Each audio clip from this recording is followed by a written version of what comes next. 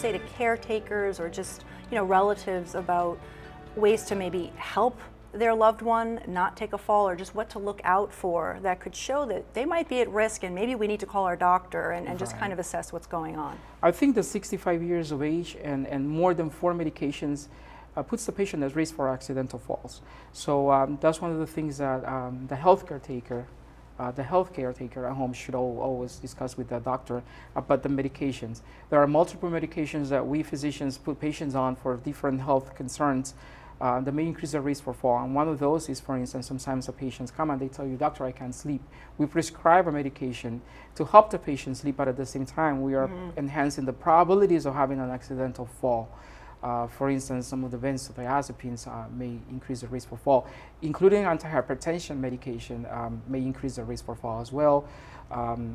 Multiple medications, Laura. So I always tell my patients, make sure that you bring your medications to the office so we can review them. And especially when I have elderly patients that come to the office with 14 or 15 medications, I always tell them, please bring a family member along with you so that I could sit down and review with them the medications that you are on to see if maybe we can switch them around a little bit or maybe discontinue some in order to decrease the risk for an accidental fall.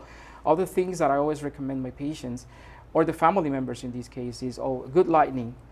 The room should always be well lit, and removing any obstacles from the spaces where the patient walks. I always tell them, if you're going to go to the bathroom, make sure there's nothing in between you and the bed and the door, so there is no risk for accidental fall. Also, I always tell my patients, please make sure that you go to your eye exam on a yearly basis. It's always very, very important to do your physical exam for your vision, and also hearing. Patients, elderly, should always have an annual physical exam and also a hearing test, making sure that those two abilities are not impaired, because if they are, that may lead to an accidental fall.